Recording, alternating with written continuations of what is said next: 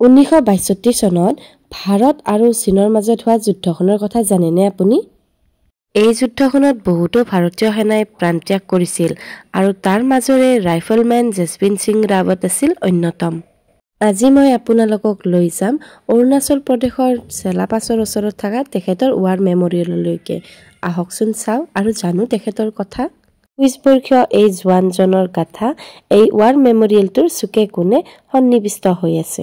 তেওঁৰ নামত এটা তাত মন্দিৰ বনাই থোৱা আছে আৰু সেইফালেৰে গ'লে তাত সোমাই সেৱা কৰি যাব লাগে।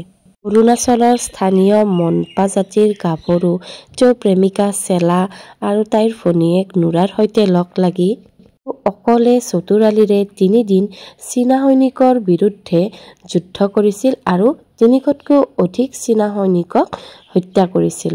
ইয়াত তেওঁ ব্যৱহাৰ কৰা কম্বল, গাৰু, জোতা, বাকচ এতিয়াও সযতনে থোৱা আছে। অৱশেষত চীনা সৈনিকসকলে তেওঁ অকলে থকা কথাৰ গম পাই চাৰিওফালৰ পৰা বাংকাৰত তেওঁক আগুৰি ধৰিছিল। তেতিয়া তেওঁ চীনা সৈনিকৰ হাতত বন্দী হোৱাতকৈ নিজে মূৰত গুলী কৰিছিল। এইটোকে দেখি চীনা সৈনিকসকলে তেওঁক জীৱিত অৱস্থাত নাপাই তেওঁৰ মূৰটোকে কাটি লৈ গৈছিল। এই বেৰবোৰত স্তৱক হিচাপত লিখাই আছে বুদ্ধদেৱৰ বাণী। সিং ৰাৱতে ব্যৱহাৰ কৰা প্ৰতিটো বস্তু এতিয়াও ৱাৰ মেমৰিয়েলত সজীৱ হৈ আছে।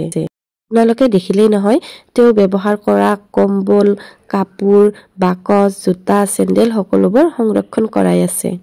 এই বাংকাৰবোৰ দেখিছেই নহয়, এই বাংকাৰবোৰতে সোমাই ভাৰতীয় সেনাসকলে চীনৰ বিৰুদ্ধে যুঁজ দিছিল। বাংকাৰবোৰত তলে তলে গৈ এটাৰ পৰা আনটোলৈকে যাব পৰা বাট আছে।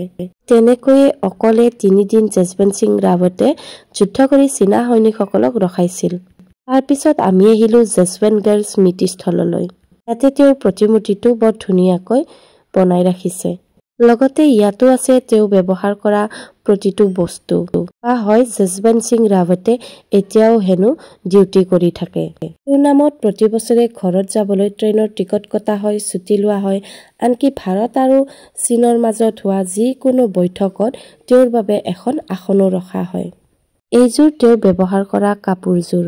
কোৱা হয় কোনোবা ভাৰতীয় সেনাই ডিউটিৰ সময়ত যদি টোপনি যায়, তেওঁ হেনো আহি থপৰিয়াই থৈ যায়। কওকচোন দেশখনক কিমান বেছি ভাল পালে এনেকৈ মৃত্যুৰ পিছতো ডিউটি কৰি থাকিব পাৰে। আমাৰ ফালৰ পৰা প্ৰতিজন ভাৰতীয় সেনালৈ এটা গ্ৰেণ্ড চেলিউট। ভিডিঅ'টো শেষলৈকে চোৱাৰ বাবে ধন্যবাদ।